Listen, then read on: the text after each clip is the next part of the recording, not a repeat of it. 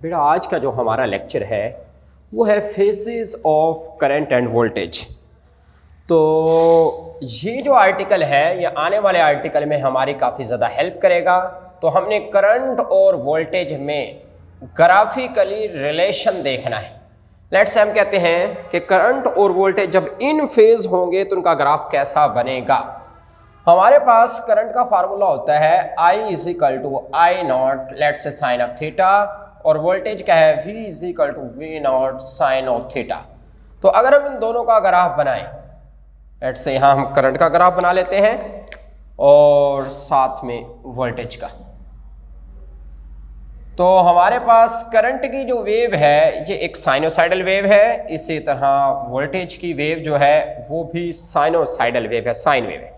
तो आइए इन दोनों का रिलेशन चेक करते हैं। तो रिलेशन जो है दोनों वेव 0 से स्टार्ट है, दोनों वेव मैक्सिमम जो होती है 90 पे, दोनों वेव 180 पे 0 हो जाती हैं, दोनों ही वेव 270 पे फिर नेगेटिव मैक्सिमम होती हैं, और दोनों ही वेव 360 पे फिर दोबारा 0 हो जाती है। तो आए देखते हैं जी इन फेज में आप कैसे बनाएंगे। लेट्स से ये हमारे जो है करंट की वेव हो गई, साथ ही इसके मैं डॉट की फॉर्म में बना देता हूँ, ये हमारे पास वोल्टेज की वेव है। तो हम ये वोल्टेज की कह रहे हैं। अब यूँ है कि इन दोनों में फेज का डिफरेंस नहीं है, 0, 180 टू 360। तो ये दोनों वेव एक ही वक्त में एक जैसे एंगल को फॉलो कर रही है, तो हम कहते हैं इनमें फेज डिफरेंस क्या है। इनमें कोई फेज डिफरेंस नहीं, फेज डिफरेंस 0 का है, तो इसको कहा जाएगा so current and voltage are in phase. So current and voltage are in phase. तो ये ग्राफ अपने देख लेना है कि इन फेज होंगे तो इस तर्ज का ग्राफ बनेगा। अगर हम बात करते हैं current and voltage are out of phase, out of phase का क्या मतलब है जी। लेट्स से जी मैं वेव बनाता हूं, यहां पर पहले मैं करंट की वेव बना लेता हूं जी। लेट्स से ये करंट की वेव है कि हम सिर्फ इसके 2 साइकिल ले लेते हैं। इस तरह मैं यहाँ पे वोल्टेज की वेव ले लेता हूँ, ये वोल्टेज की वेव है। तो आए इन दोनों में रिलेशन चेक करते हैं। तो देखें जी लेट्स से ये हमारे पास करंट की वेव है और ये हमारे पास वोल्टेज की वेव है।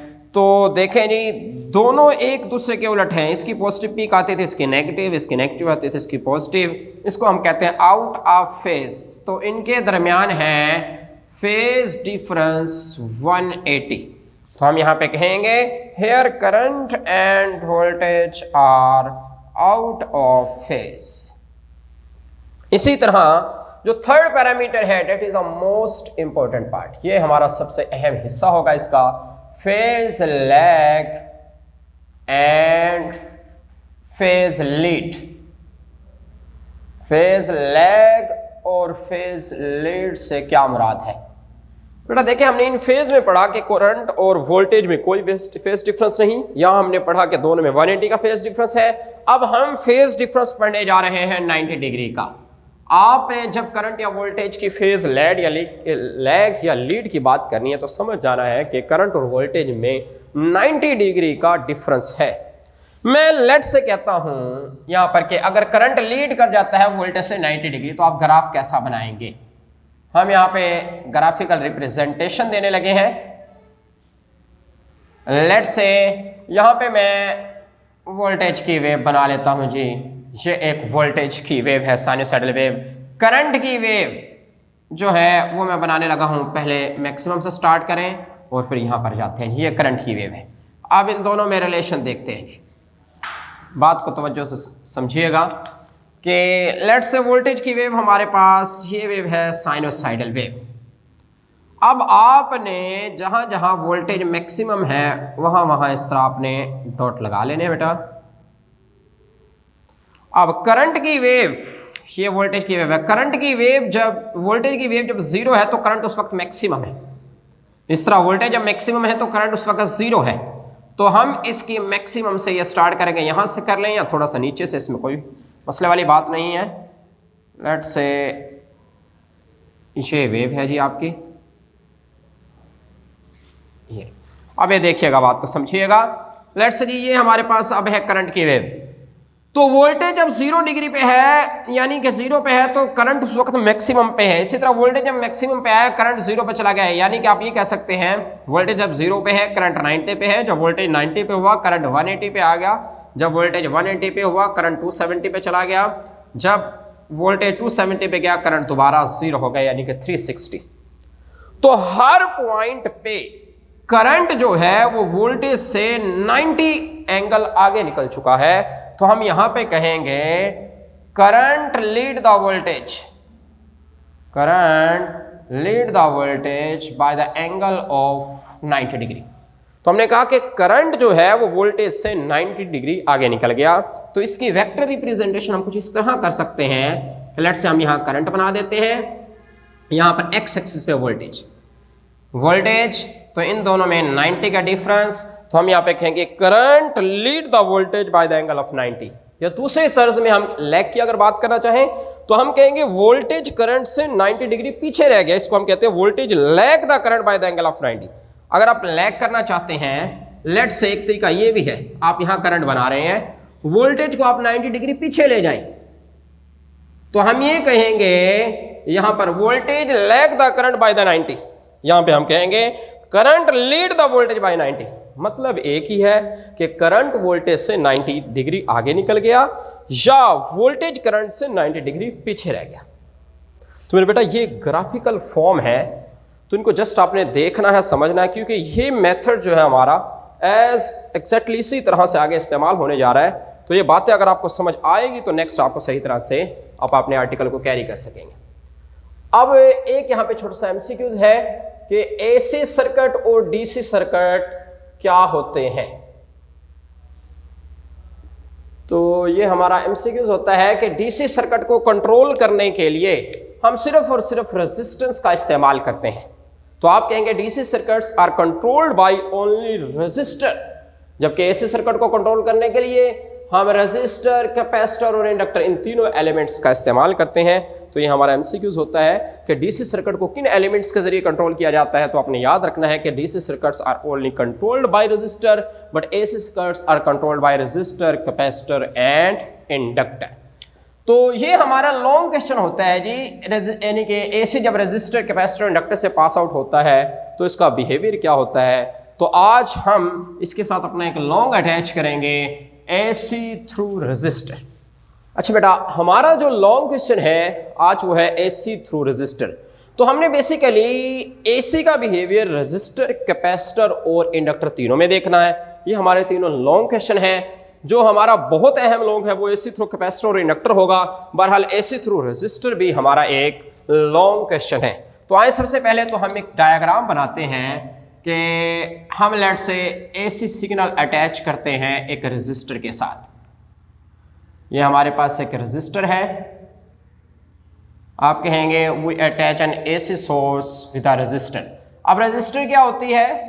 रेजिस्टर की अगर आप डेफिनेशन लिखना चाहें तो लिख लीजिएगा, ना भी लिखें तो खैर है, बहरहाल हम पढ़ चुके हैं पहले।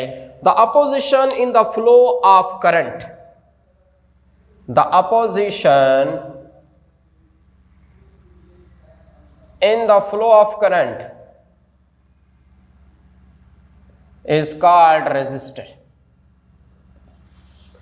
तो करंट के रास्ते में जो रुकावट है हम उसको रेजिस्टर कहते हैं। तो अल्टरनेटिंग करंट का बिहेवियर हमने चेक करना है कि रेजिस्टेंस के थ्रू कैसा होगा। बेसिकली हमने एक ग्राफिकल मेथड देखना है। तो लेट से यहां से करंट गुजर रहा है आई, हमें पता है ओहम लॉ के मुताबिक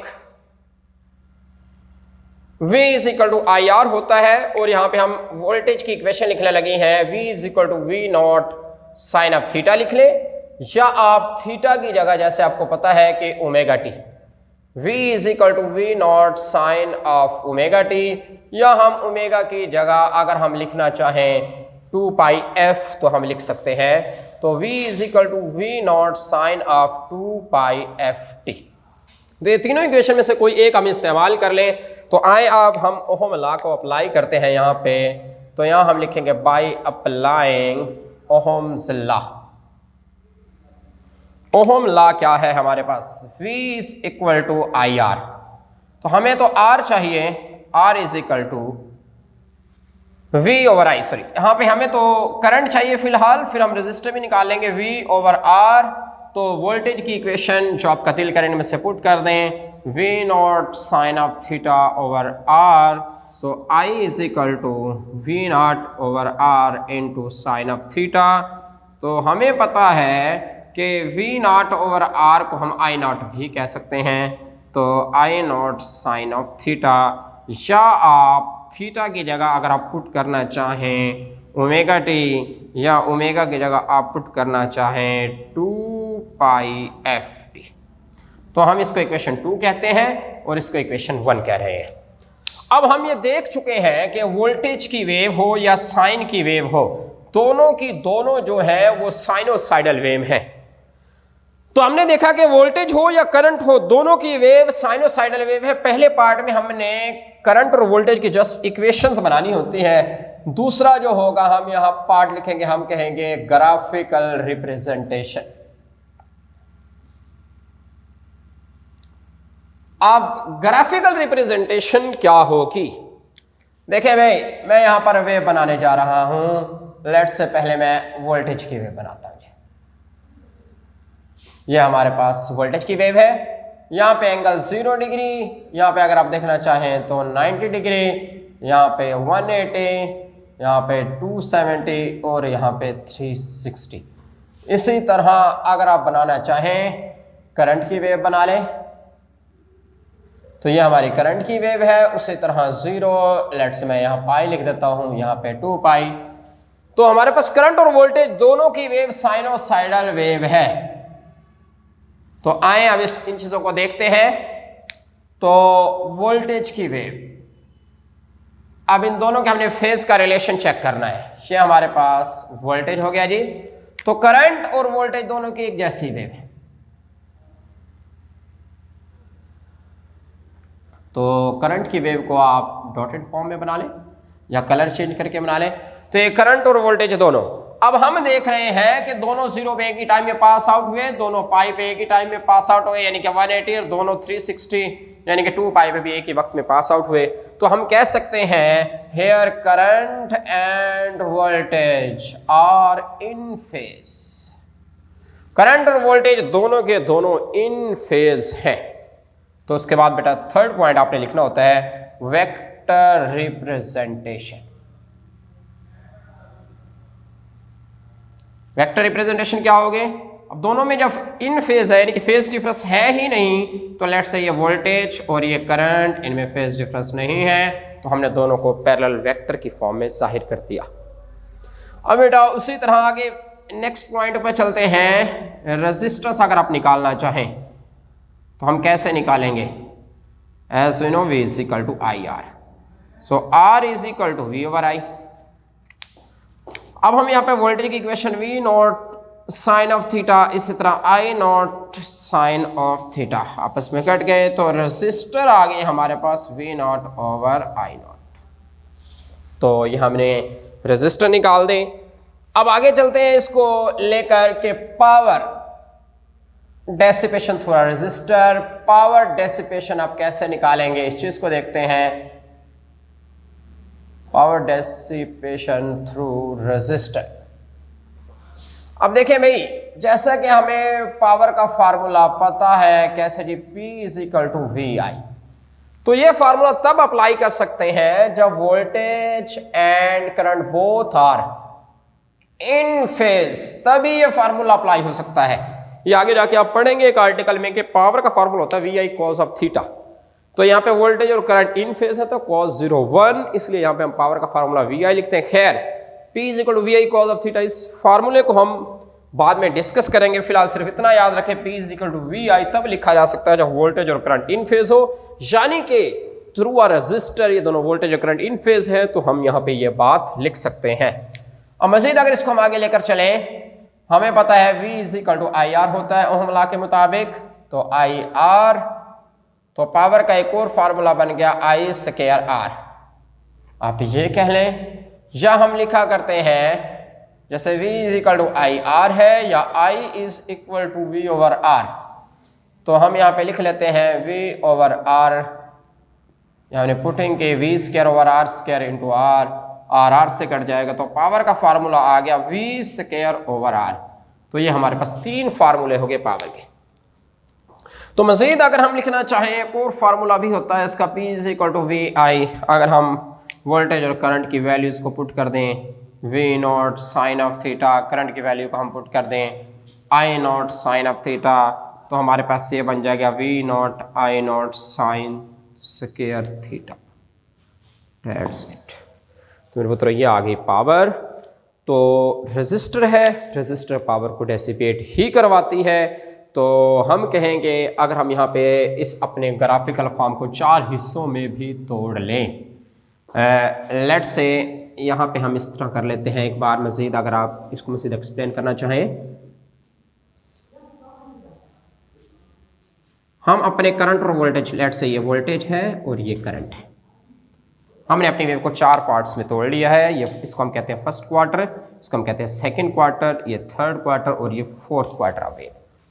तो अगर हम फर्स्ट क्वार्टर में देखें वोल्टेज और करंट दोनों पॉजिटिव हैं तो पावर हमारे पास पॉजिटिव होगी, लेकिन ये पावर डेसिपेशन होगी। यहाँ पे भी वोल्टेज और करंट दोनों पॉजिटिव हैं तो हम कहेंगे हमारे पास पावर यानी कि डेसिपेशन होगी। तो कहने का मकसद ये है कि रेजिस्टर में करंट और वोल्टेज दोनों को अगर आप कंबाइन करें तो हमारे यहाँ पर पावर जो होती है 4 के 4 साइकिल में डेसिपेशन ही होती है, कहीं पे पावर सप्लाई नहीं होती। तो हम कहते हैं resistor only dissipate the power. तो हम first cycle, second, third, fourth चारों में ही कहेंगे कि पावर हमारी डेसिपेट हो रही है। ओके बेटा, ये था आज का आपका लॉन्ग क्वेश्चन। तो ये हमारा जो आर्टिकल है आने वाले आर्टिकल में आपकी हेल्प करेगा कि आपने कैसे करंट और वोल्टेज की इक्वेशन बनानी है, फिर ग्राफिकल फॉर्म वे हमारा यही होगा, फिर वेक्टर फॉर्म क्या है, रेजिस्टर क्या है और पावर क्या है। ओके बेटा, अल्लाह हाफिज़।